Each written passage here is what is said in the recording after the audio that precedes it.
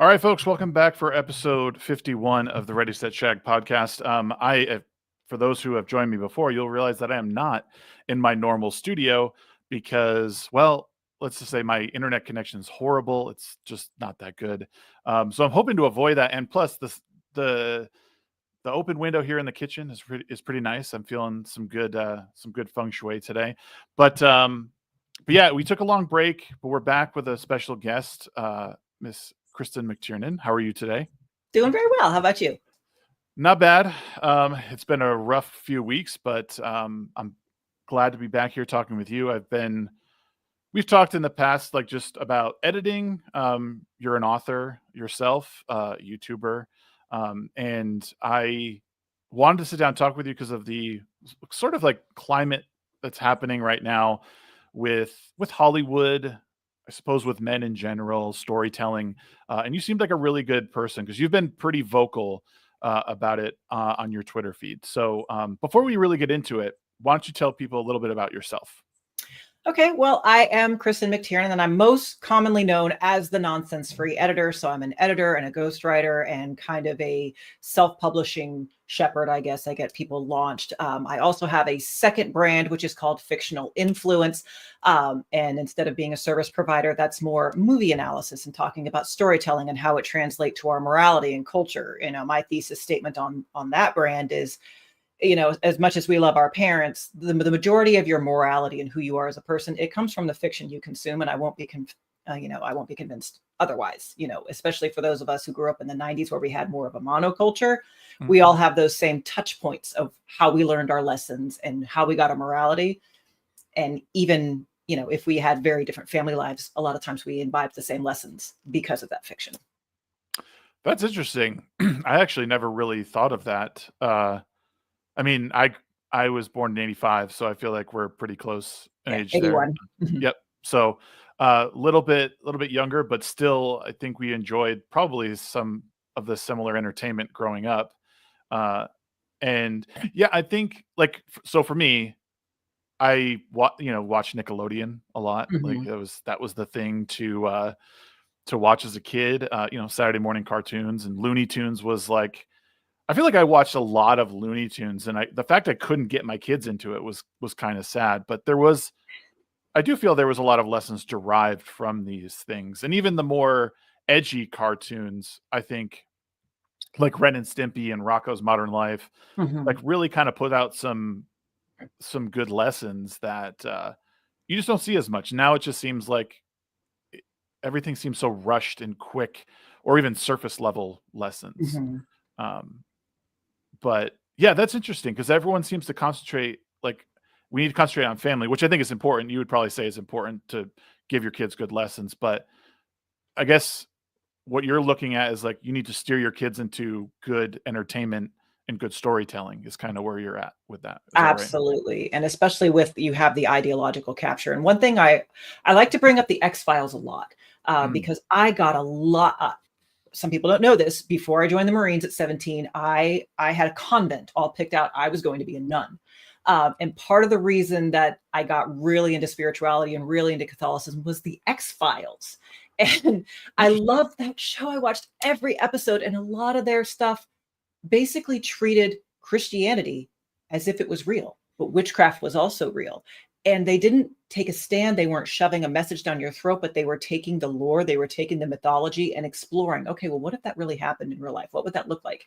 And it was treated as fact, and it was treated as serious. And so I'm like, okay, where did you get that? Let me go look. And the fact that they didn't have an axe to grind. They were just telling good supernatural stories that were based in real traditions. And you don't get that now. You get people who they have a predetermined message, and they're going to bend the existing lore to that message, which is disastrous. Right. Or even like the message becomes like, if you want to say that group A is really good, like they will actually come out and say that. They won't show through action. Mm-hmm. It's just that, we have to understand that these people are really good. And you're like, mm-hmm. Okay, I guess that's what I'm supposed to believe. On to the next thing. And it's actually one of the things I found recently. I'll just tell a quick story that I was I really like this creator on TikTok who is obsessed with the Alien franchise, Mhm. and he never really got into identity stuff, and only recently has he started touching on it because I think the new Predator trailer came out and everyone was like kind of up in arms about how it looked and all this stuff. So he kind of leaned into it a little more, and I was really upset. And he did he did a quick video on how Alien was not political, but there was a big message surrounding Alien from the writer that was about kind of the turning, I guess, grape culture they call it now. You have to say Mhm. on its head, where the woman was in control, but this thing was supposed to mimic, hands reaching around your face and forcing themselves on the men, and the men were all the ones that were dying. And at first I wanted to be really mad at what he was saying, like, stop doing this. This is going against everything I believe. But at the Mhm. same time, I thought, what's actually brilliant about this is that the message is there, and the writer has said that this is the case. This is why he wrote it, was to give Mhm. women some empowerment, because all the horror movies at the time were women being killed and men surviving. And I thought, well, this is brilliant, because this is how storytelling used to happen, is that Mhm. you would have a story that was laid out for you, and it didn't tell you anything. It showed you a story, and you were able to draw your conclusions from that. It's only now that we hear stuff like that we're like, what? No way. Like, there's not political messaging in that. It's just good writing. Well, it's both, Mhm. actually. So Right. I do find that it's something we've strayed so far from now, is we can't have both anymore. It's either one or the Mhm. other. Well, that's kind of a uniquely American flaw that we've always struggled with. I remember I studied literature in college, and I hated the American authors that we had to read, like the transcendentalists and things like that, because they would just beat you to death with their symbolism. His Right. name is Goodman. Do you get it? Like, I hated it. I Yeah. hated it so much. And I Right. feel like we've taken that and just put it on crack in our movies. It's like subtlety is gone. I've always really loved British literature and British filmmaking and the TV shows, Mhm. because yes, they have a message. They're a little more subtle about it, and they trust the intelligence of their audience. And now that the millennials in charge, I'm sorry to say, that's gone. They don't trust their audience, and they don't think they're very smart. Right, and I think I mean, corporate America, like Netflix and all them, like, they write shows, and they like I said, they tell you what's happening. They don't leave it to you to discover what might be happening. Like, there's some stories out there that can be told where you don't need to tell the audience exactly what's happening. Part of the fun Mhm. of reading or watching is seeing between the lines, like seeing something in the background, like, oh, why is that there? And even in like writing, like when I write, like I I try and put things in there, like things like foreshadowing are meant to be, so you see it beforehand, but you might not think it to be important at the time, but later on Mhm. it turns out to be something fun. And now it's just like that is in so many things is gone, and Right. it's really an upsetting to watch, Mhm. because there's a lot of good potential out there. Oh, absolutely. And I Um, think with the TV model that they've got is especially troubling. So I'm right now rewatching True Blood, which aired on original HBO. It was, I think they had 13 to 15 episodes per season. And you don't see that anymore because now they make TV like just big long movies. yeah, And they also take for granted that your second screening. But back then in the early 2000s, TV was still an event. And they had filler episodes. Z Nation, I just did a video on that one as well. And mhm, what I'm seeing is that even with the longer shows, they're treating TV like a different medium, whereas now they don't. And it doesn't, I don't think it's good that they are treating it like a big long movie that you're not actually supposed to pay full attention to. And that's where you get that repetition, that retardation, that hitting people with the stick of, do you get it? Because they know that you're looking at your cell phone. right. It's just kind of a disrespect of the medium that I don't care for. Yeah, that's a good point you made, 'cause I catch myself doing it sometimes when I'm, like, disinterested. I'm, like, scrolling TikTok, and I'm like, "Wait, Mhm. what am I doing?" Like, there's a few shows that I will watch, and I'm plugged into, but I try and turn everything off because I watch shows, and this drives my wife nuts. I watch TV shows in a very different way than most people. I'm trying to pick out things that are happening in the background. I'm trying to pick out, I'm trying to hear the dialogue, because a lot of times that does connect. There's, you know, I want something that's been said prior to somehow come back later on and mean something. I'm watching the cinematography, because sometimes that's telling a completely separate story. Whereas now I just see, or a lot of times you just see like a really shaky camera going everywhere. And I'm like, what is happening? Yeah. Am I supposed to be sick? Is this a roller coaster we're on? What's going on?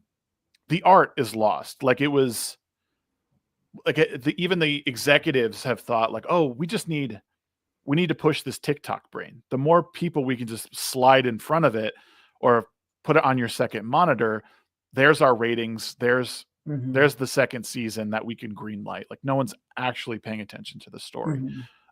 Which, to your point, like, where people are watching these things, but they're not hearing the message and gaining anything from it. And I think the executives know that, because they don't have to put out a good story. They're just there to collect their dollars. And there's a lack of visualization. So I remember I was watching, and this is many, many years ago when it was a new release, a movie called The Magdalene Sisters. And it was basically about the Irish laundries and the horrible abuses of Irish girls that happened up until 1970. Like, it ended fairly recently. And there was this one scene where they gathered all of the girls that they consistently abused to watch The Bells of St. Mary, which is a movie I grew up with, one of my father's favorites. And there's this scene where this horrifically abusive head nun is watching it, and it's silent. You know, you only hear the dialogue from the movie, and her face is like a light, and she has tears running down her face. And you see, holy shit, that's how she sees herself. She sees herself as this beatific character, like is in The Bells of St. Mary's. And if I had been on the phone, as what is expected now, I would have missed that altogether. She would have just been a cartoon character, evil nun, instead of, oh, she thinks she's a saint here. Oh, and because it's a visual medium, you're supposed to have both, not just, you know, whatever silly clips and vibes and the dialogue that is supposed to be a TikTok. You know, it's supposed to be both. You're right. And I've gone back and I started watching 24 again, because I was a huge fan of it, and I was like, I need to go back and watch to make sure it was as good as I remember it. And it is, for the most part. Like, that's a show. I mean, it has 24 episodes a season, except for I think the last 3. I think they kind of messed with the format a bit once Jack Bauer left, or like in his last season as Kiefer Sutherland, they kind of changed the format, and then they went to another guy. But I've been going back and watching that and just being amazed, just like in X-Files, how, you know, you have your monsters of the week, but you also have these filler episodes, which are like just characters doing things. You know, it might not be the government conspiracy, but it could be, you know, they're advancing their relationship, Mulder and Scully. And the same thing with like 24. There was always something, you know, you're driving the plot forward, but some of it wasn't too consequential. But each episode left you hanging, like, I need more. You know, like, what's gonna happen next? You know, like 90% of the episode wasn't a whole lot, but the last 5 minutes, I was on the edge of my seat. And even there, like, there's, what was it, Andor? Like, as good as Andor has been, there's a few in the first season, especially. There's a couple episodes where I'm like, oh, okay, I guess I just have to get through this episode to like get to the better one. Like, why did we change that format? You know, it's like we've gotten away from just writing good material to keep people in, because is it because we don't have good writers anymore, or is it because of the culture that we're in? Like, I'm trying to, maybe it's both. I don't know. What are your thoughts on that? It's probably both. And there's also, I think, an over targeting and over specificity of targeting. They, instead of, shows that we both grew up watching those. I was a little girl in Oklahoma. You were a young boy in California or something like that. But we both watched the same How shows. dare you? And we enjoyed them. They weren't designed for, okay, this is going to be for girls 14 to 17, and we're going to construct all the dialogue around that. No, they were doing it for a general audience. Like, if you go back for the like kids or family program, Family Matters, Fresh Prince of Bel-Air, Step by Step. These were not gendered. They weren't for a specific ethnicity. We all grew up watching that. Now they're like, okay, well, we need to know how to market this. We're going to market it on TikTok. We're going to aim it just for this demographic. And they're putting us all in silos to the point. Like I talk about, men in books and things like that. And it's because, and I get these comments like, oh, there's no such thing. There's no such thing as men's literature or women's literature. And it's like, okay, you're my age or older, because back in our day, I mean, there was, but not as much. Now it's so ghettoized, these different categories of human beings. And then some are just getting left out in the cold. And the people who are being left out in the cold are told, okay, we'll go into these other categories that we made for people who are not you, and enjoy that. And if you don't, you're a bad person. So, It's like segregation for the sake of diversity. Right. It's a very weird, like that's what I've always, like the past couple of years, as I've talked about this with other people, it just totally blows my mind how people don't understand the core of what someone like you and I want from writers, and writers for both prose and for television and movies. Like we just want people to tell a story. It doesn't matter what the person looks like, or how they identify. Like, because I can like there's been characters that I empathize with who are women, who are anthropomorphic lions in video games. Like it doesn't matter. It's just it's how their story comes across on the page or on the screen that truly matters. And I wish people understood that, because it's not malicious when I say we don't need a black what's her name, Ariel. Like we have the story. Like we could make another story with Right. someone who's that, but let's make an original story. Let's, let's do something that's different. And even if you want to put it in the sphere of that culture, that's great. You don't need to like co-opt something else is all we're saying. And your focus recently has been in the sphere of men, where you've talked recently about how and correct me if I'm wrong, that traditional publishing has sort of sidelined male-centric literature. That there's not really, I mean, you can with follow new up on releases, and even previously very male genres like fantasy have been co-opted by female-centric romantasy, which is, I'm a woman, and I will say that a lot of the genres that get derided is like, oh, that's crap. I read that crap and I like it, and I'm not sorry. But I don't expect that everyone else should have to read it. And especially if you're buying something that is saying, okay, well, this is sword and sorcery fantasy, but actually, no, it's not. It's basically fairy smut, and you're being lied to and then shamed when you bring up that you have been deceived by the marketing. I don't think that's a good business model. Yeah, I haven't I don't know much about I know, let me put it this way. I didn't know how popular the female-centric literature, smut, as you say, was, until like it started coming across my TikTok feed where a guy like pulls into his driveway and it connects to his wife's phone, and it's like the audio book. And she's just like, so is that like what women are into a lot of times? Is that partly? And I'm going to tell you all a little secret. It's doing so well on sites like TikTok and Instagram because it does well on those sites. So a lot of these readers, they're not reading 200 books a year. They're not. So they're watching TikToks. They're seeing what's doing well. They are buying paperback books of those copies, and then they're pretending that they read them. They didn't. They watch content so they know the plot points, and then they make something spicy. Oh, the spice girl, let me tell you about the nastiest bondage books. And then they'll hold up 5 separate books. Oh, you read all those this month? No, you didn't. Sometimes they bother to scan them. There was a brouhaha with a young lady who was complaining that there were too many words on the page of a particular book. She was very upset at all the words and the lack of white space, because there were paragraphs of description instead of just straight dialogue. These are the people who are making this popular. And the publishers know that, but they don't care, because they spend money. They buy 5 copies of the same book because that book has a different cover. It's a special cover with foil on it. So they're buyers. They're not readers. So, the disdain that they earn in some cases is very well earned. Now, Haunting Adeline was one of those. It was filthy book. I loved it unapologetically. I don't care. It was filthy nasty, but I'm glad that TikTok gave it to me because I thought it was great. So yeah, I mean, sometimes you get winners, but most of the time it's just there to be purchased, not there to be absorbed as good fiction.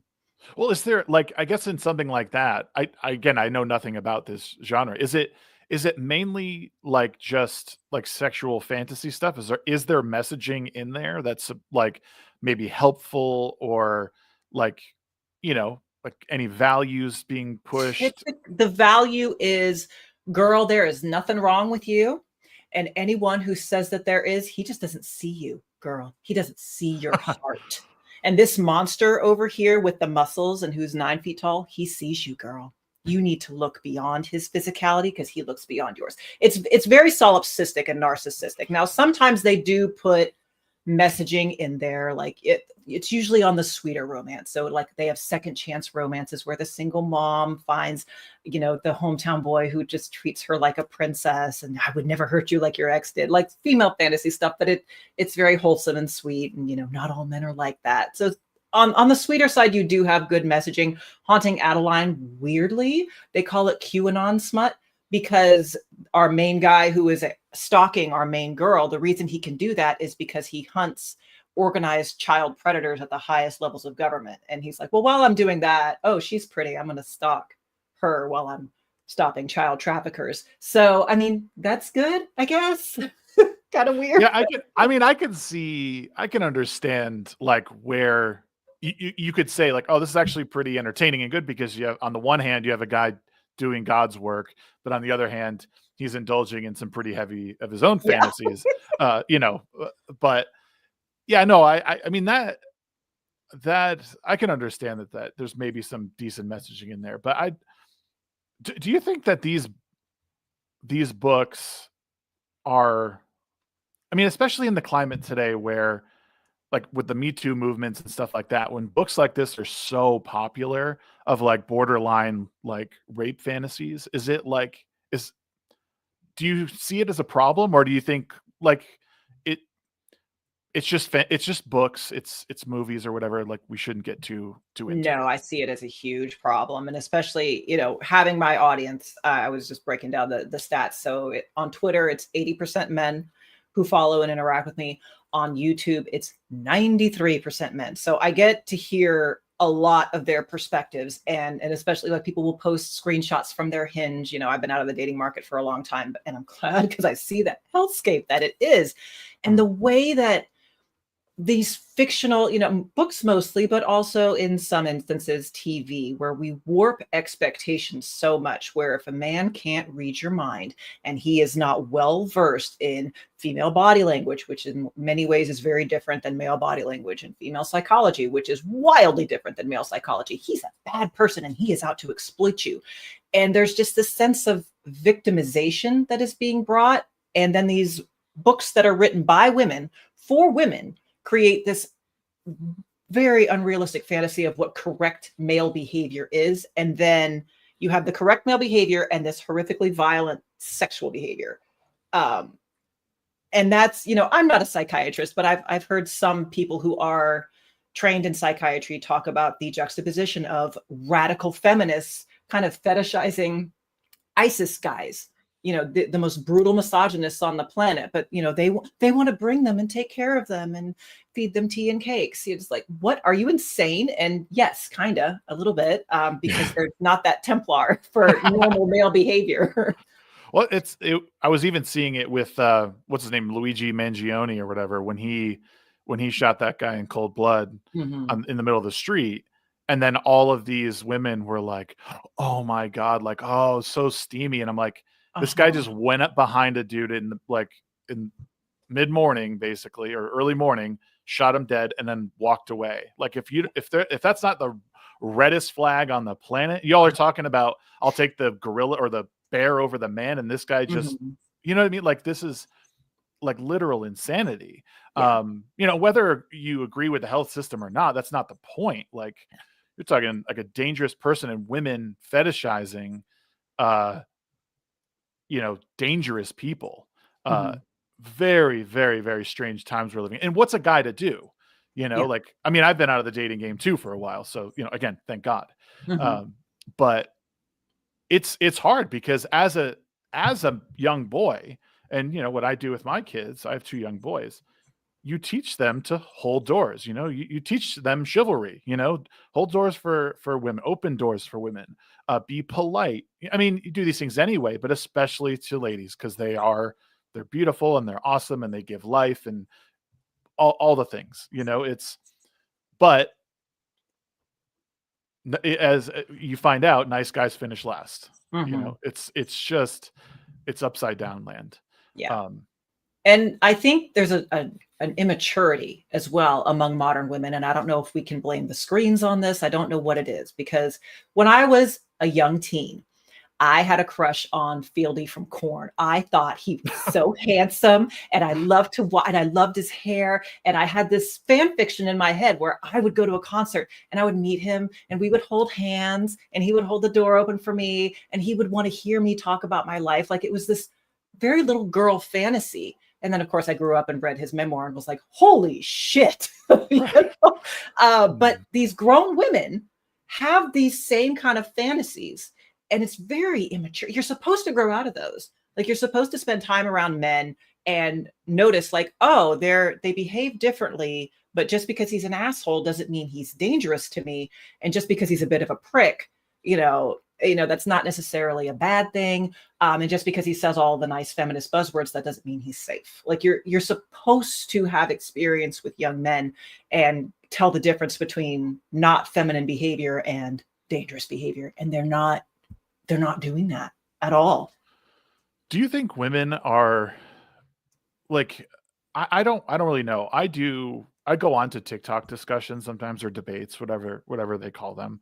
And I try and speak with feminists and, leftists on different topics. And what I seem to gather is that, especially the left, they really want like perfection out of something, like whatever it is. Do you find, like, in maybe talking to other women or in some of your interactions, that, like, I guess on the surface, they want these lists of things checked off, like, my man needs to fill all these boxes, and if they don't, no good. But like, in actuality, they don't really want that. Have you kind of come across? I don't really know where women land on this, and I kind of wanted to pick your brain on it. It's like red flag culture, and part of it is well founded because you're so terrified. Because if you make a mistake in the man that you get into a car with, it can kill you. I've been very lucky where I've never had a date-oriented assault, but I have experienced a full fat man punch directly to my face. It's so traumatizing. You've never been hit before. And so the threat of making the wrong decision and ending up on a true crime podcast, that is a very real thing for women. And so instead of studying what actual predatory behavior looks like and listening to their own instincts, they have this little checklist of, oh, well, if he doesn't take you to this place, it's a red flag. If he doesn't ask to meet your family, it's a red flag. Or if he does ask to meet your family, that's a red flag. He's love bombing you, girl. And you have all of these disparate voices, some of them from other young women who maybe come from a different community than you do, with more problematic behavior, even among very young people, or bitter old bitches who just finished their divorce and they want to make sure that everybody is as miserable as they are. I'm sorry to say that's more common. And so these young girls are just, are they all crazy? Are they all a threat to me? And no, but they don't know what normal looks like. And so they just have this little checklist that gets increasingly longer. And the men are like, what do you want me to do? And the women don't have an answer for that. They don't know. I also wonder too if it's part of the reason you're seeing people get married later is because there's this confusion. It's not even, I mean, I'm sure a big part of it is economics. I don't think there's a doubt there, but I think a large part of it is many men, and probably women too, don't know how to navigate the dating scene anymore. They're fed propaganda from whatever side that they're on, and they're, especially, men are made out to be these predators. All they want is to, rape women. They want to use them for their own sexual pleasure. They want them to be baby factories, et cetera, et cetera. It's like, I mean, I can only speak for myself here, and many others that I know, is that that's not necessarily the case. Again, we're raised to try and be gentlemen. And it doesn't mean that after a while, I'm sure the incel theory is probably right, where, after being rejected for so long, you probably get pretty upset and, you have nothing but hatred towards the other side. But I also think that works on the other side. I think women have their own versions of that, Oh yeah. incel is used for males a lot of times, but I would be willing to bet there's just as many women who have been disenfranchised because they're not, they haven't been picked, they haven't been chosen the same way that these men have, for whatever reason. It's just, it's sad to see, because I think the majority of the people, as they're growing up, like, they want to have a family. They want to love another person, especially, when you come from a loving family anyway, or even not, even if you have like a single family home, you want to have that. You want to be able to build that for yourself. So it's really strange that or to go back to my original point, I do wonder if one of the reasons we're seeing people marry later is because of how crazy the dating scene is right now. People just don't want to deal with it, or it's too difficult for one side or the other. And you can really tell the difference in the stories that are coming out. So people don't want to see sex on screen anymore. The younger people, they're very upset by it. It ruins the story, they say. Me watching True Blood, I'm like, wow, we've come a long way. And romantic comedies, which used to be like the bread and butter of women, now obviously they had their own problems, but those have been like ghettoized to the Hallmark Channel. You don't see those having big theatrical releases like the Kate Hudson movies and the Hugh Grant movies, where we just all were like, yes, that's what I want. Those don't exist in the theater. They're all on the Hallmark Channel, which only old broads like me watch. Yeah, it's too bad. I don't know where.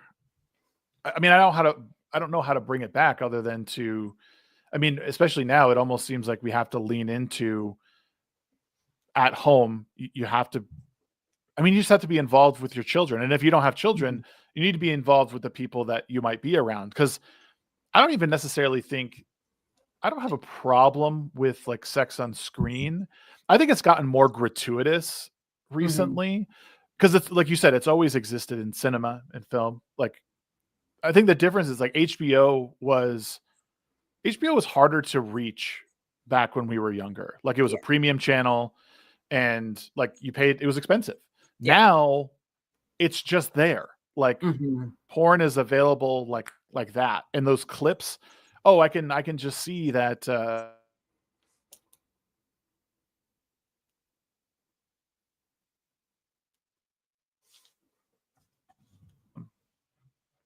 did you lose me for a second? Yes, I did. I wasn't sure if that was me. Okay. No, it's me. Sorry. My internet's just weird. But no, we just don't get, I think, again, I think it's the porn is just everywhere now. It's easier to get, and it's available on phones. We just didn't have that. And actually, Race just put it, it's less romantic in media. Like, I think, I think, again, I don't have a problem with this, and I'm sure you'll feel the same. As a plot device, these things work well. If it Mhm. pushes the story forward, the narrative forward, it makes sense. But when it's just there, like Mhm. I'll give you an example. I was watching The Righteous Gemstones, which is actually a really funny show Mhm. on HBO. It's by Danny McBride. But like the first time you see Walton Goggins, who I know is everyone's like, oh, goo goo gaga, like receding hairline man. The first time you see him in that show, he stands up in the tub and you you see his dick. See And everything. I'm like, what is the I mean, there's the only thing I could like stretch to think it was like, okay, this guy's kooky. Like, and Mhm. that's like it's a way on screen to show that he just doesn't care. Mhm. But even then, it's like there's no one around. It's just his like little girlfriend thing sitting there. So Mhm. why? And that's what like that's where we're at. It's like we just do it because we haven't Just seen enough, because. right? And we haven't seen enough men naked on screen. So now Mhm. we're seeing all the men naked. Yeah, and they did that in Crazy Rich Asians. Now they didn't show the full package or anything, but they just had this weird close up on one of the male cast members getting out of the shower, and it was like the shot was from his neck to like his lower torso, and I remember just being pulled out of the store. I'm like, why am I? What is this? Right. Because it just didn't make any sense. It was very odd, and it was just kind of thrown in there. It's like, why did we need to watch him walk out of the shower into the bedroom? The point of this scene is the conversation he has with his wife. Why am I looking at this? And then the director came out and said, well, I wanted to appeal to the female gaze. I'm like, bitch, that's not the female gaze. That's the homosexual male gaze. What are you doing? Right. But it was just to put it in there and, to make a point. And it's like, yeah, we didn't need that. Thank you. Yeah, see, and I think so there's two parts to what I'll say. Like I think there's always been obviously there's always been opinions that or there's messaging that's been out there from directors and writers. That much we know. I think one of the big problems with it now is that we know it's out there. Mm-hmm. Like they go on press tours to talk about this very thing. Whereas, you know, 90s and before, or early 2000s even before, the press tours surrounding these things were not as widely seen, or they were Mm-hmm. for the access media, then the access media reported to us, and then we didn't have to hear every single thing about their lives and how it Mm-hmm. relates to this story. Um, Oh, and that was the thing. Like when Anthony Mackie got all that shit, he was doing the Captain America tour, and he said, I forget what he said, like something about like Captain America isn't necessarily American.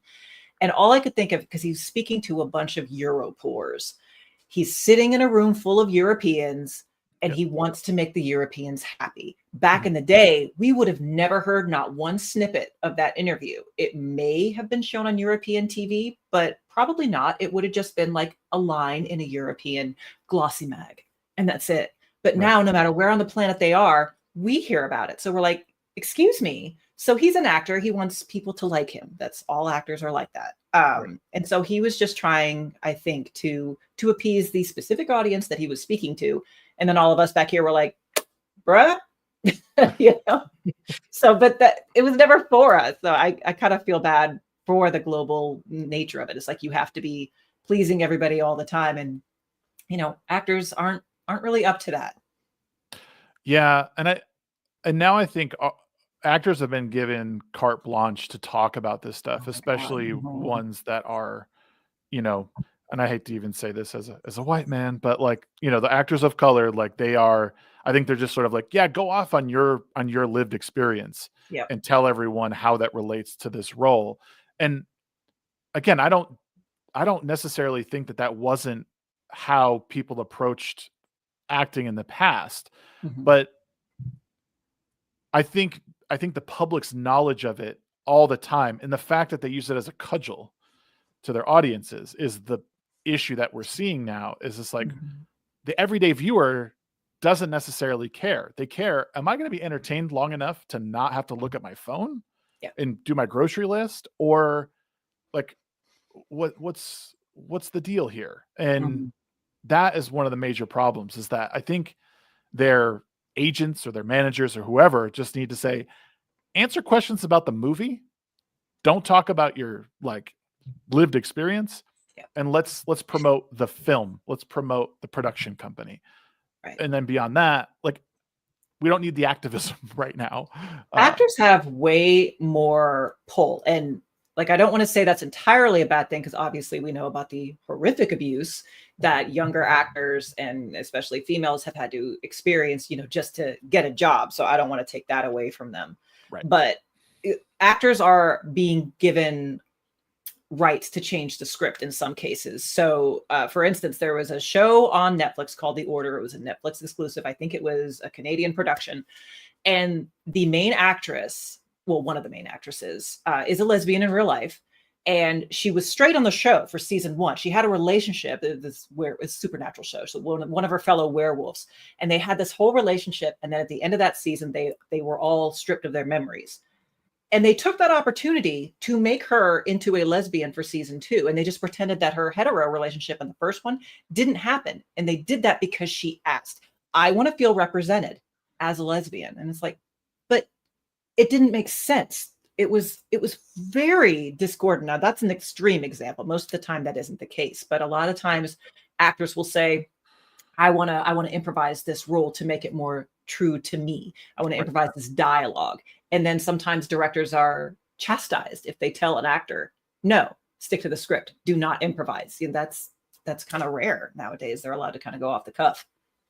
Yeah. Have you worked in Hollywood at all, or have you done mainly like? Not in Hollywood. I was a curriculum designer, and we filmed, and this was in LA. We were filming the little scene snippets. This was for law enforcement, for how to behave with the homeless. And so we were working with actors, and these little fucking assholes, I didn't have the power to fire them. I wish I did, because a lot of them were like, oh, well, this is discriminatory toward the homeless. And I'm like, no, it's not. Here is the law. These are the laws we are trying to teach police officers so they stay within the law. That's the purpose of this skit. If that offends you, piss off and we'll hire somebody else with pink hair. Right. I didn't say that. And they didn't. And a lot of times, not a lot of times, but on 2 separate occasions, 2 actors playing protesters flubbed their lines and made it incorrect. And then an actor playing the officer just improvised and made it wrong. And I'm looking at this module, I'm like, you are teaching officers wrong things now because you wanted to wokeify this shit, and it was allowed to stand. Wow. It's bad when like even something like that's been infiltrated. It's like, no, there's procedure for a reason. Yeah. Especially in law enforcement. My mom was a police officer, state police officer for 22 years.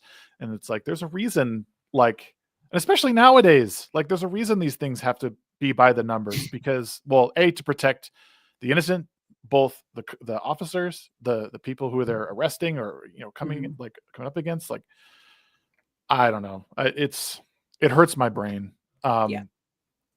I do want to move over into the tweet that sort of put this interview out there. I'm going to share it for the audience.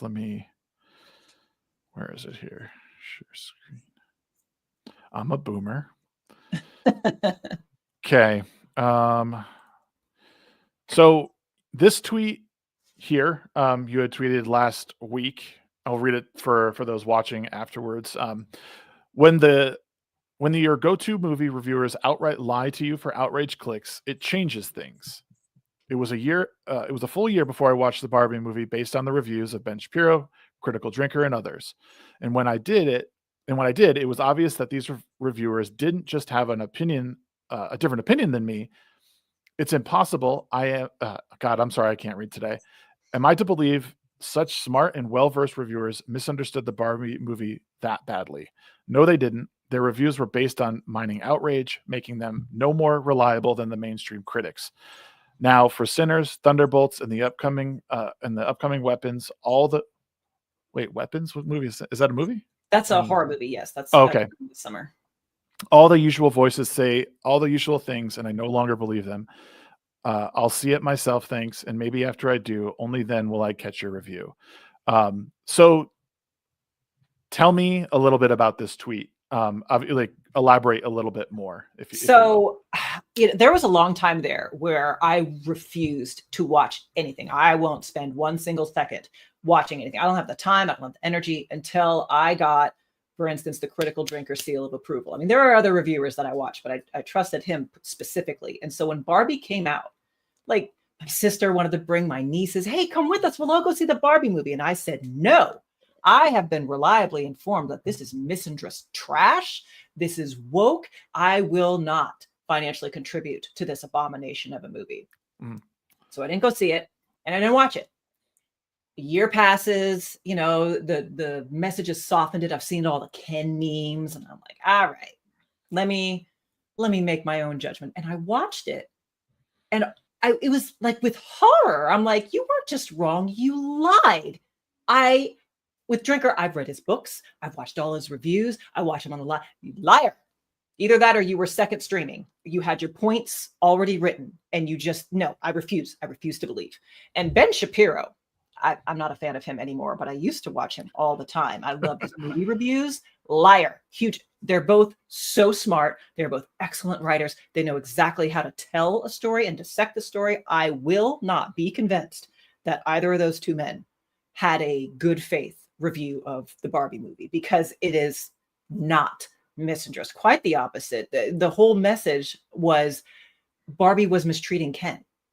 And it was kind of a reverse of the polarity. And they didn't much like it when they came back and found that, oh, it's a patriarchy. Is this how the Kens have been feeling this whole time? Yes, which is why it wasn't like that anymore after the events of the movie. It's like, right. Did you turn it off 15 minutes in? Maybe that's why. It was just really infuriating. And then with weapons, it was actually the hubbub around weapons that made me write that tweet, because it looks amazing. It looks like a great horror movie. They've been doing great things with horror lately. But then, and this wasn't like a big creator, but there were several people who came on like, no, it's just woke crap. They're trying to talk about school shootings and they're going to vilify white people. And it's like, what the fuck are you talking about? Where did you get that? Because there's only one trailer out right now. You just made that up. Yeah. So it's so frustrating. It's funny. I coined a phrase a couple weeks ago at our Wednesday night show, because it was like, this was basically around the same time the Predator trailer came out, and everyone was shitting on the trailer and the design of the Predator. And someone said something about it being a woman, and I said, which one of your YouTube what YouTube influencer told you that? And everyone was like, what's your problem, bro? And I'm like, do you hear what you're like? You are drawing conclusions of things that you barely know. Like, the point of this trailer is a teaser. Like, there's things in there that you could pick out, and you're certainly welcome to not like the design of the Predator, like, but we don't know anything about this, you know? Right. And I think he's supposed to, it looks distinctively male. I'd be very surprised if it was a female Predator, but I think it's supposed to be juvenile, maybe like he's being trained, was the impression I got. But yeah, it was very, I'm not a visually oriented people. I'll be the first to tell you. Like, people are like, oh, the cinematography and the lighting. I don't really notice that as much. So I do give people grace when they hate the design of something, because I don't notice that as well, but I didn't see anything wrong. He looked different than the normal Predator, and maybe there's the criticisms that I heard were like, why are the dreads pulled back like it's hair? And I'm like, I don't, seems like a weird thing to focus on, but all right. Yeah. And like, why do we see the Predator during the day? It's, he's supposed to be camouflaged and like, he's supposed to be wet, but he looks completely dry and it looks like rubber. And I'm like, these are like fair criticisms, but again, we don't really know what this story is about, other than it's a juvenile Predator who was sort of cast out and he's trying to prove himself on this very dangerous world, which looks like it's going to be essentially setting up Alien versus Predator once again.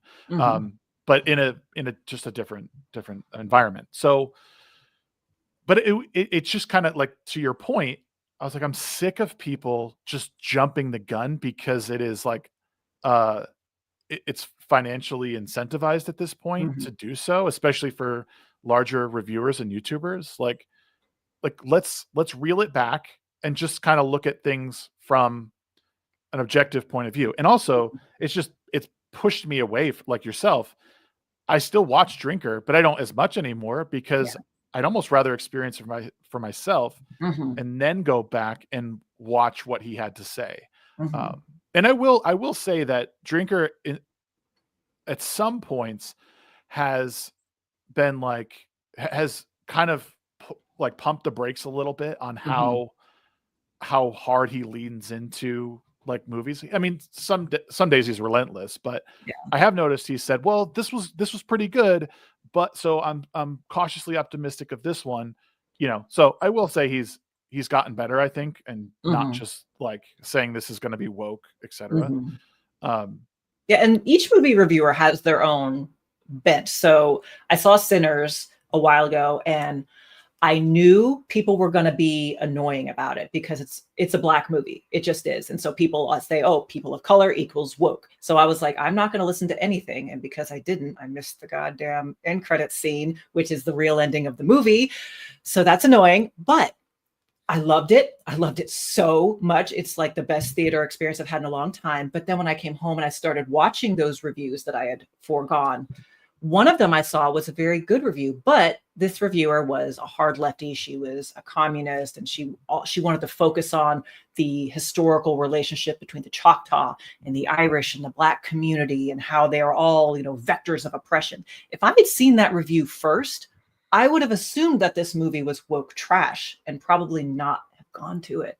right. And that kind of like bolstered it's like, yeah, you need to see the movies first and then watch the reviews. You just have to make your decision based on the trailer. Like in the good old days, we used to do that, and then watch the spoiler reviews when you come home. Yep. This kind of brings us over to Thunderbolts, because this is like, I had just seen Thunderbolts when I saw your tweet, and then I was like, oh my God, she gets me. It was like one of those moments, like, because, and you give me your opinion, obviously. What I gathered from Thunderbolts is, it's not the best Marvel movie to ever come out.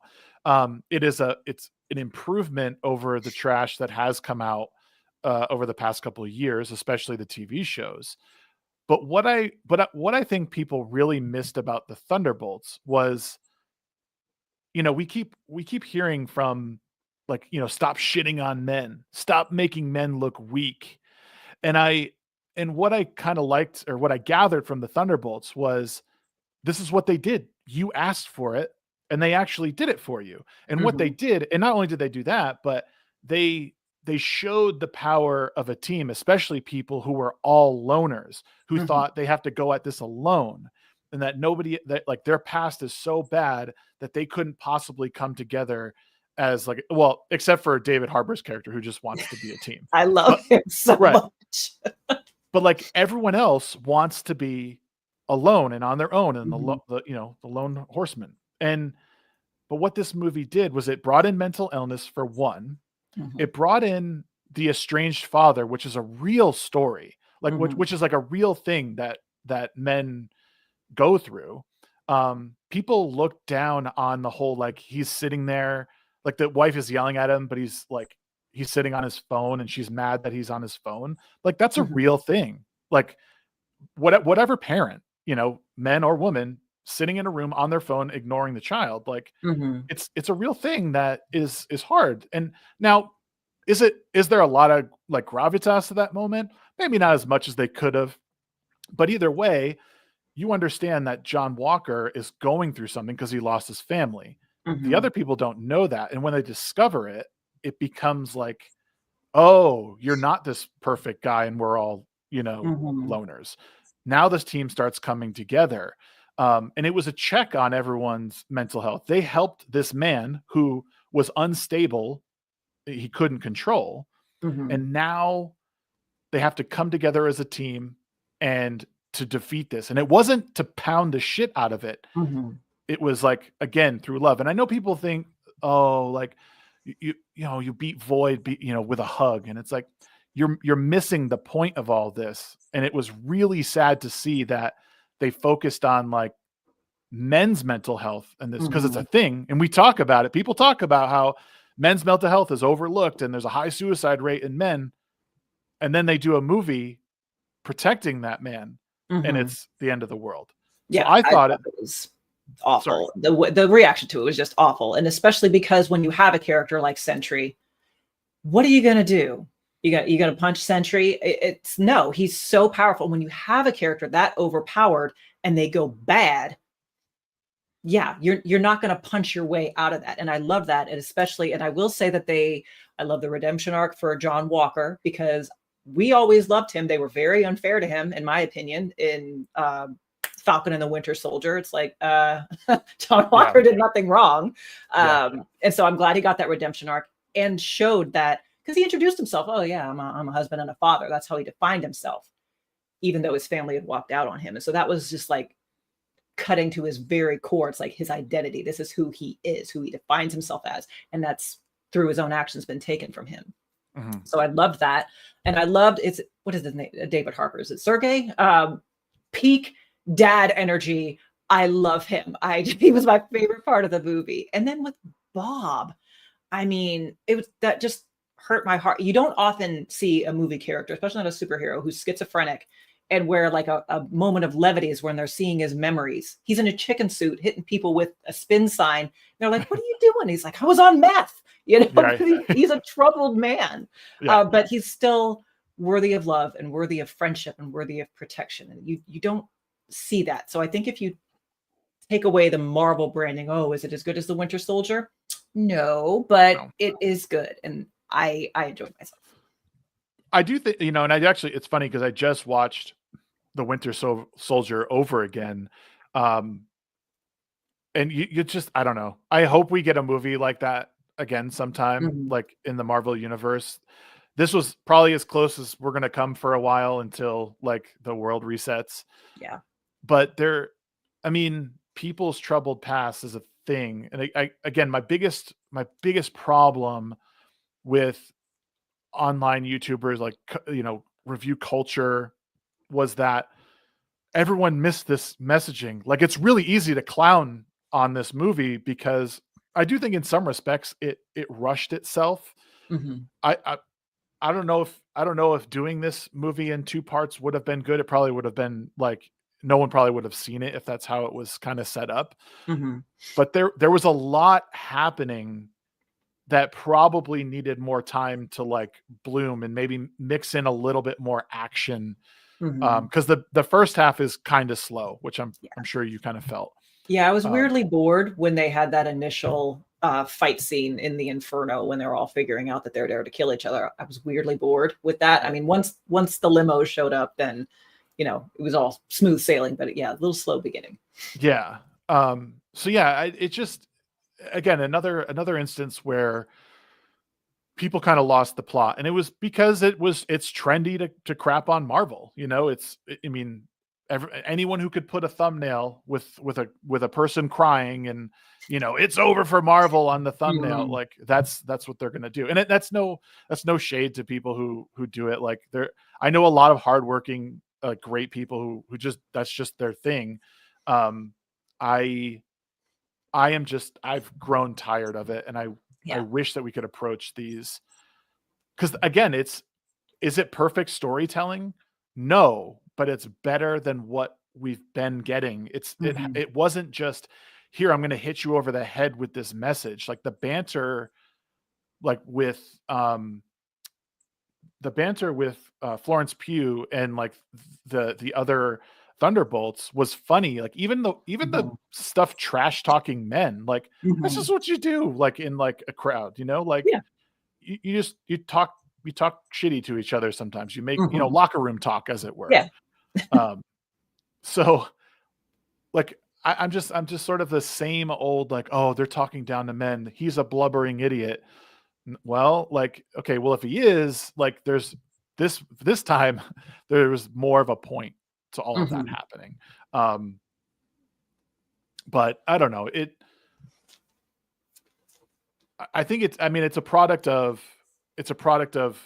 social media is what it comes down to, is because people need to see reactions right away.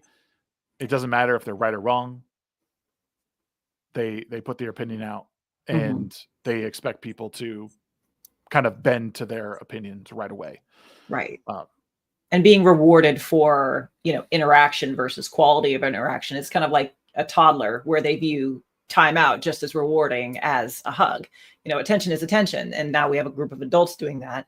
And I do kind of have sympathy, like for the bigger creators, especially because the viewership can say, oh, well, we want more positive reviews, but it's like, I can see my stats. I know that's not true, what you just said. So I do kind of have sympathy for that. It's like, okay, here's what does well. Let me do that. But then you get into audience capture where you just spiral into what you never wanted to be because you're just following solely the stats. So it is a balancing act. So I don't want to act like I'm not aware of that. I mean, it can be tough. Yeah, it is one of the unfortunate parts of it. And I've heard people say like, I try doing positive reviews, but nobody watches it. Mm-hmm. And then I'm like, I don't know. I'm kind of empathetic to it, like, or sympathetic to it. But at the same time, I'm like, but eventually you become a victim of your own success. And it just becomes Mm-hmm. the slop that you rage about. Like you become the access media, but Mm-hmm. like flipped on its head. Um, I don't know. It's too bad. Is there anything else? Is there anything out there right now that you think is doing really well, literary or like TV or Hollywood? I'm going to take credit for telling Twitter that Mobland is the business. That is a Paramount Plus series. I watch it on Prime because that's where I subscribe. And it stars Tom Hardy and Pierce Brosnan. And what is that lady's name? I'm blanking on her name right now. Helen Mirren. Helen Mirren. Yes. Oh my God, that show is so good. And I didn't even know it was coming out. I was just on Prime one day. I'm like, Tom Hardy, I love him. He is my heart boyfriend. So I watch everything he's in, and I didn't know that this was coming out. And I watched the first episode, blown away. It's amazing. It's a crime story, so it's not for everybody, but it's really, really well done. I'm very glad that's out there, and they're treating it like episodic TV because they release only one per week. So you have that old school thing where they leave you on a cliffhanger and you want to come back next week. They're not treating it like a big long movie, and it's so good. I love it. I've also, someone in chat said Landman. Landman's another one I've heard that great things. Billy Bob Thornton. I haven't gotten into that, and I don't know. I keep going back and watching the classics because I'm not as disappointed. Like I said, I'm watching 24 right now. I'm in the middle of season 4. Mm-hmm. One thing I will say is what I've noticed about going back and watching older shows, especially ones that are like longer running series, is that Mm-hmm. you'll see a lot of the same things that happen now. You'll see like 24, for example, like women in power. Like it starts off in like the early seasons that, a man is running the counterterrorist unit. And it's mostly men in there. And then as the series progresses, you get more men in powerful roles. Mm-hmm. One of the best characters in that show is a woman. The character Nina Myers, who's played by Sarah Clark, she is Evil. so So evil. evil, but she's so good at Mm-hmm. it. And not because she's a woman, but because of how twisted and like smart she is, and she knows Mm-hmm. the systems, right? But she never tells you, I'm a woman, never Mm-hmm. snapping at you. But through her actions, she is Yeah. like, but again, in season 4, now a woman is running CTU, and there's probably there's a bunch of other people who are, that are women and they're in higher places. So like Mm-hmm. we've had all these things throughout. Like people like to think that women in powerful roles is something that's needed here in the 2020s. It's like, well, Mm-hmm. in mid to late 2000s, we already had this in a lot of shows. We had diversity. But suddenly we're told we need it because we've never had it. Right.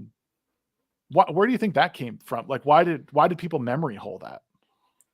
I think it was the rise of like BuzzFeed and those clickbaity, listicle nonsense. So you had a bunch of, I'm going to be mean, fat 23-year-olds who didn't like themselves very much.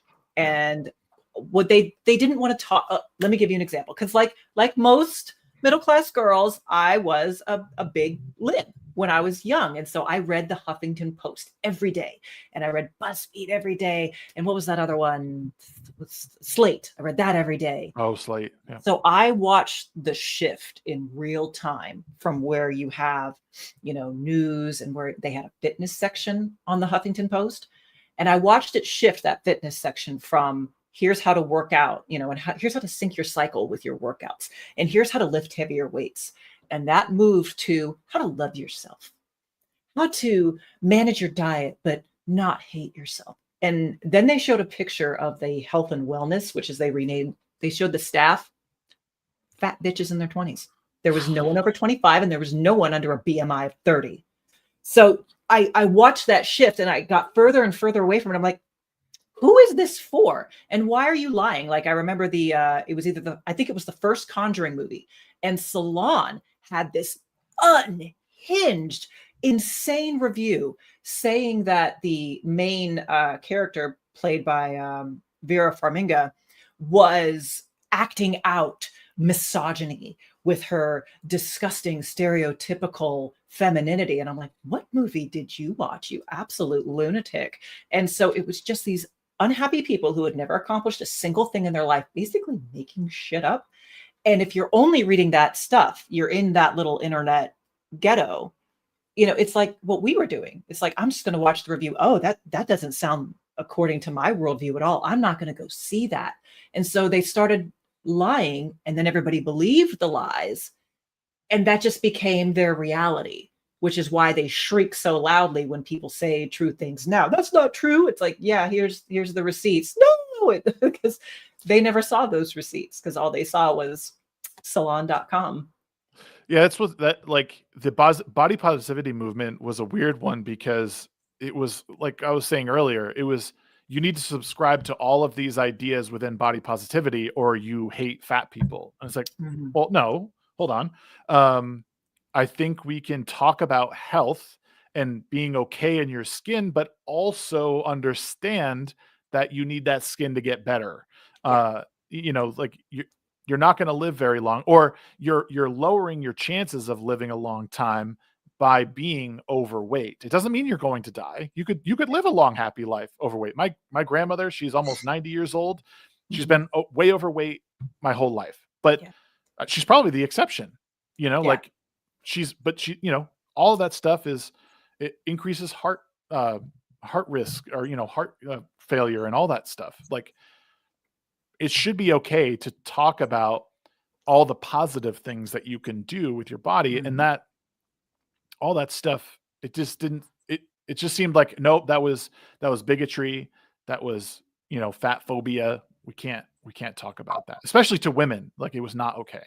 Oh yeah, it was so bad. I think it was that awful woman, Virgie Tovar, who said that if you're not attracted to fat bodies, you should watch fat porn, kind of doing like a fat ass conversion therapy. And then she talked about having teens do that too, so they didn't internalize harmful body messages. And I'm like, okay, we have officially, no, actually, I won't be showing porn to any teenagers if that's okay with you. And again, it was a product of youth. That's why I think you're seeing the body positivity implode, because back then they were like, look, I'm fat, I'm in a fat body, my labs are perfect, because they were all 22. Right. Now they're 32, and those labs ain't so good, and their knees hurt, and they're feeling short of breath, and they have the CPAP. How's that working for you now? They're all on Ozempic. So I would assume, just totally assuming, and you can correct me if I'm wrong, that you probably have a more conservative male audience, is what I would guess. Generally, yeah. And would you, like, how do you consider yourself? Do you consider yourself conservative, classic liberal, libertarian? Like, where do you fall on the political spectrum? It's really hard to classify myself, mostly because, when we say conservative or liberal, we're thinking politics. And I think everyone who even aspires to politics is a power hungry piece of shit who should be distrusted. So it's hard for me to, like, align myself politically, but, like, morally, I am very pro freedom. Leave me alone.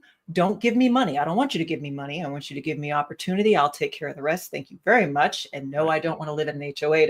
I'm very freedom oriented, but not a libertarian, because those people are disgusting. So you and your gross pot smoke can go live somewhere else. I don't want to be near you. So it's kind of hard, but I would say, probably conservative is a good way to describe it. I'm not super religious, but I am quasi religious, I guess. I enjoy what religion has wrought to our civilization, and I'm very pro specifically Christianity, because I think that's the best system to follow when it comes to personal freedom and personal responsibility, which is equally important. Okay. How do you think that how has that affected like your relationships like through the years, like within like I guess personally, but also professionally? Because I feel like I mean, obviously I'm not gonna say obviously because I don't know, but I feel like the publishing industry is a fairly liberal Very. circle. Um, how has that either played to your advantage or disadvantage? It's both. It was difficult at first because, the idea of being rude and flat out saying to someone, I don't think our values align. I don't want to work with you. It's very uncomfortable. And I didn't want to do that at all at first. I was like, look, I'm a service provider. I'll provide service to everyone. And that's important because I wouldn't want to be told to go away because of who I am, but then I work with people that, especially when we're dealing with memoirists and nonfiction, where I'm like, I don't want this message getting out. What a piece of shit you are. And I felt sick, like reading this person's work and helping them get their words out. So it just became a point where I'm like, okay, who do I want to work with? All right. It's a big tent, to be clear, but there's a certain small subset where I'm like, I don't want anything to do with you. And if I don't want to work with you and I don't want to be your friend, then I don't need to be nice to you either. So, there's a lot of things that I don't put up with. Like, it was just like 2 days ago, somebody came into my comment section and told another commenter, oh, don't say retard, dude, that's a slur. And also, capitalism this. And I'm like, yeah, you're lost. You don't belong here. Piss off. Like, I'll flat out tell you that now, because, everyone I do business with, I would be willing to be your friend, at least to see if it would work. Right. That took a while to come to. And there's business that I lose. People see that, oh, I didn't realize that I get called a racist a lot, which is weird. It's like, somebody doesn't know what my family looks like, but okay. So fine. You think I'm a racist because I say that actually white people shouldn't be killed? Sure, fine. And I just, whatever. I don't care. Oh, I'm a homophobe. Okay. Again, they don't know what my family looks like. And I don't care because they're garbage. And Right. if they're garbage, I don't want their money, and I don't want their views, and I don't want their business. Dang. I mean, that's fair. I think the more, I mean, the older I get, the more I realize how important boundaries are. And like I was even talking to a property manager the other day who was just like, he's like, these are the boundaries I set with people. Like Mm-hmm. if you're renting your house, like, X, Y, and Z, they don't meet those, done. Like, and I'll just tell them flat out, like, there's no point in beating around the bush. Like, people who are, people who try and make exceptions, or people who try and like, they move their boundaries for certain people, they get screwed in the end usually. Yeah. And you have to just stick by your principles.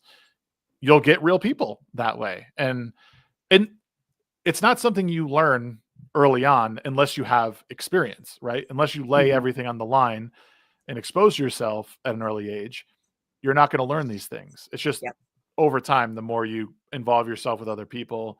I've been in the service industry most of my life. And, I deal with hundreds of different people every day. And you learn people are always trying to serve their own needs, even myself, even myself, I try, I have things that I need to accomplish. People are always trying to get something that they want. But there's times where you need to stand firm and say, nope, I don't believe in what you're putting out there. Same with me. Nope. Sorry. You're the customer is not always right.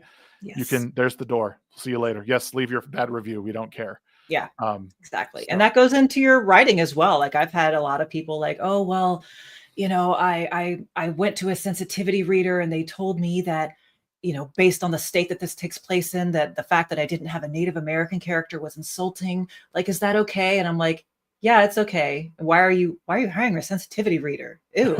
No, don't do that. But people want to ask permission. And is this okay? Like, not in my fiction, but in my nonfiction, I wrote a guest post for Real Femme Sapien, and it was mostly for a religious audience. But I said, you should have sex with someone as soon as you feel comfortable with it, because sexual attraction is important, and dead bedroom is a huge problem in the Christian community. They don't want to talk about it, but it is. Oh, well, we'll stay married for the kids. You ain't been laid in 3 years, sir. And it's because your wife never thought you were cute in the first place. She just thought you were stable and a good man. And that shouldn't be the case. And they lost their fucking minds. Like, oh, the whore. It's like, okay, fine. And then some guys were like, oh, I like to ask her to come to bed with me on the first date just to see if she will. So I know if I would dump her. I'm like, why would I want to be with a manipulative piece of shit like that? And I don't think anybody else does either. And so, there was a big hubbub, and I'm sure some people were mad enough to not follow me anymore, but that's what I had to say. So yeah. What's the wildest thing that you've ever helped publish, or because that you've read and been a part of? It's probably in your earlier days, I would imagine, where you're just doing it. What do you think is, if you can say, is the subject matter of the craziest thing that's ever? Let's see. I've had a couple of wild, alternative health ones. Somebody said that, what was it? Was it Brussels sprouts? There was some kind of a vegetable based, you boil it and you imbibe it and it's supposed to cure you of cancer or something. There was nonsense like that. It's very strange. Some kind of a cleanse that apparently cleansed the cancer right out of you. Apparently I emit lesbian vibes, because a lot of lesbian and bi girls wanted to come to me specifically and have me either ghostwrite or edit their coming out story and their feminist manifesto, and men are so bad. I actually raised my rates on memoirs because I got so many of these. And it was wild, the lack, and I don't want to be insulting, but just the lack of self-awareness, where they don't understand how many of their decisions are based exclusively on pain of rejection, usually rejection from their father in their case. And it was very sad, and it kind of helped me. Am I making decisions based on pain? It was very self-reflective. So I wouldn't say it was wild, but except that it was so predictable after a while. It's like, aha, a lesbian who wants to write a feminist manifesto. I know what's going to be in your book before you even speak to me. All right, let's get started. Was this career something that you knew that you wanted to get into from an early age, or is this something you kind of stumbled upon a little bit later? I always loved reading and writing. I didn't really think it was going to be my career. I thought I was going to be a teacher, and that's what I wanted to do. And even when I was planning to be a nun, I was going to be a teaching nun. That was very important, because I wanted to do high school. I've never been good with small children, but I like teens and preteens, even the mean little middle schoolers. I like being around them, and I like handling their little weird emotional swings and teaching them to love reading like I did. But that didn't work out. I published a blog with my name and face on it. And apparently, if you were a teacher at least back in the day, there were standards, and if you swear and talk shit about your cooperating teacher, that was a problem back then. So I converted my degree to a regular English degree, and I worked as an editor for the government, set up my own freelance thing. But a lot of my editing clients were like, I don't want to make these edits. Can you just ghostwrite, these two scenes you think I should add? And so I kind of segued. I was like, oh, this is a higher rate anyway. Yes, I do. And so, kind of slowed my own writing down. But, it's a good way to make money, and you meet really cool people that way. So, Yeah. How many books have you put out under your name? I think I've got 6 now. 6? So I've got a supernatural mystery trilogy that's about male Mexican witches and the poor unfortunate white Anglo girl who gets mixed up with them. And then there's a time travel series. It's got 3 books right now. I'm working on the 4th, and that's alternate history. What if the United States was settled by the Spanish instead of the English, and it's a Catholic theocracy. And then I had a standalone, which I was giving romance a try. As a supernatural romantic suspense. And it didn't do bad, but I was following a formula. It didn't really speak. I don't know if I'll continue that series. Do you think books are, sorry for the rapid fire questions. These are like kind of coming off, and like being someone, I mean, who works in the industry, but these are things that I've thought about because I've been playing with a couple of concepts and working on something of my own for a couple of years. And I go back and forth to what I believe people want.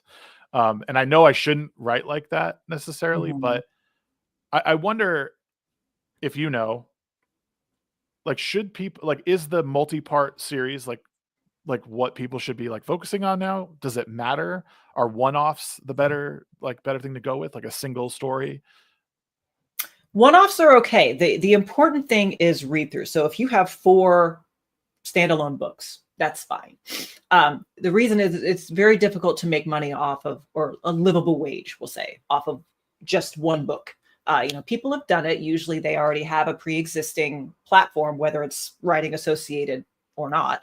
And they're able to make pretty good money off of that one solitary book. But generally speaking, making money off of fiction, you do need more than one book, even whether they're in a series, which can help with read through, especially if they end on a cliffhanger. But even for standalones, if they like this one book, it stands to reason they'll like the next book too, even if it's not in the same world or anything like that. So it's just making money with that read through of having a backlist.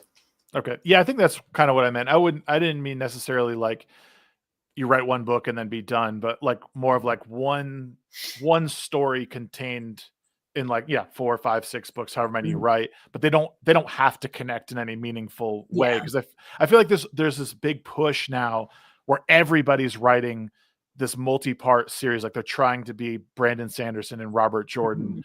And it's like, holy shit, like sometimes it's okay to have like 1 or 2 books that might link. You don't need multi-part series that, like, if you don't read this whole thing, you're not going to understand the world and the government system. And like and even, Bernard Cornwell, I loved his Saxon series. But I stopped at book 4. I got tired of it. I was like, okay, I'm done with this now. Uhtred is great, but I've been doing this for 4 books now. So, Yeah. It's funny. You had asked on Twitter the other day if anyone knew like any small authors who were writing police procedurals to read, and that's actually what I'm in the middle of writing now. Largely because my mom was a cop for so long, but also Joe Nesbo was a big influence on that want to like get into. And then I can't think of his name. Is it Stieg Larsson? Dragon Tattoo. Yes.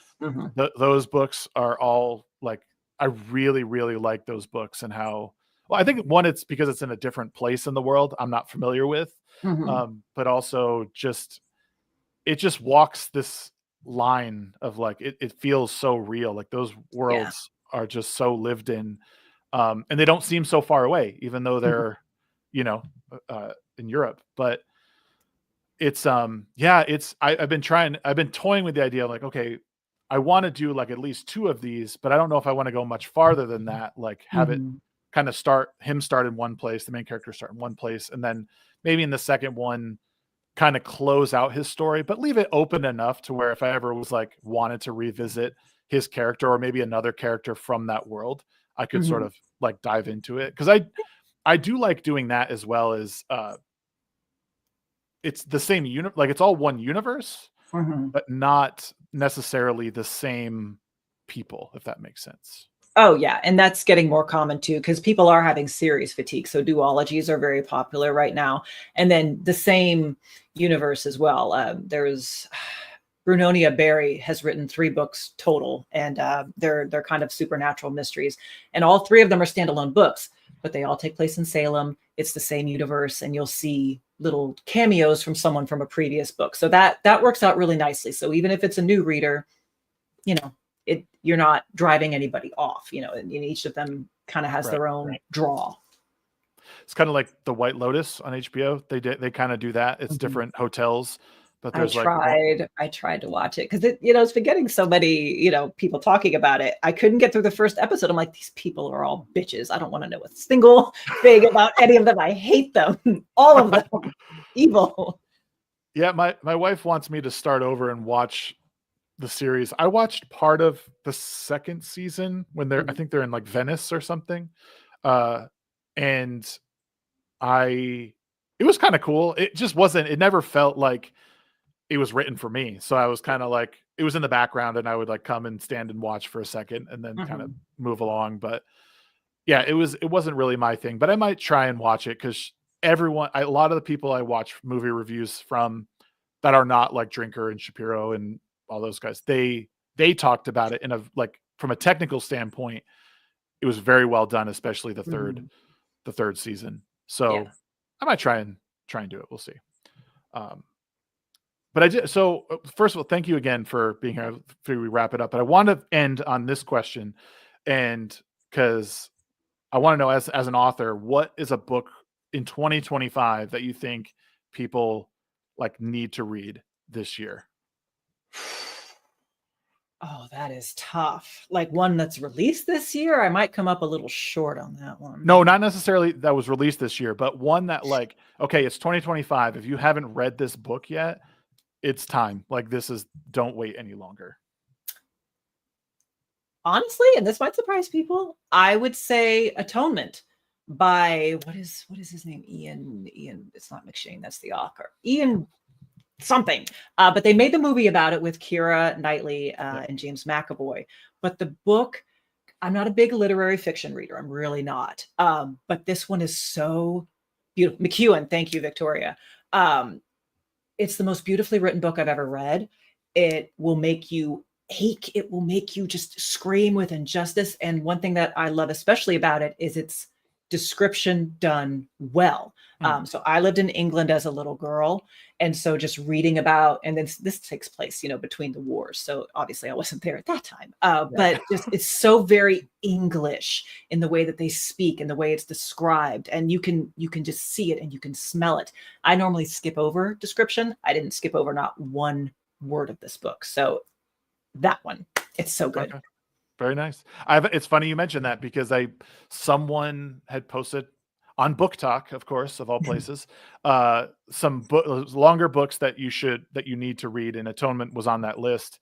And the one I'm reading right now, I'm like 2/3 of the way through, and I keep telling my audience about is Lonesome Dove. It is like, I've never seen the miniseries, but I'm gonna watch it after I finish the book because the book is fantastic. Like, I've never read a book. No wonder it won the Pulitzer Prize because it is so well done. And for a book that is about men and like going across the plains on horses, like, you wouldn't think that would be very entertaining, but he does a magnificent job at describing it. But that would be mine for anyone who's watching who hasn't read that book already. You should not miss it. It's really, really good. But yeah, thank you again, Kristin. This has been a really fun conversation. What do you have coming up? Is there anything you want to share with the audience of stuff you have happening?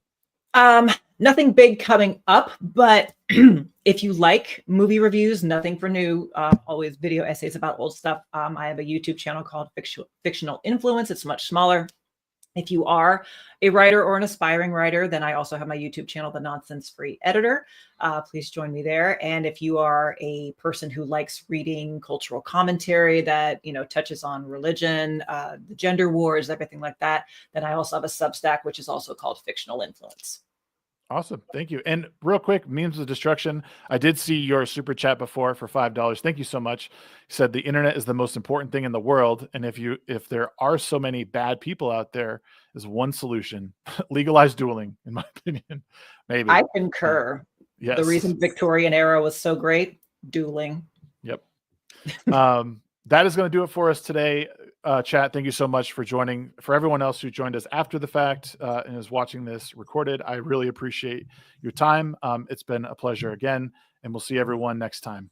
Thank you so much. See you.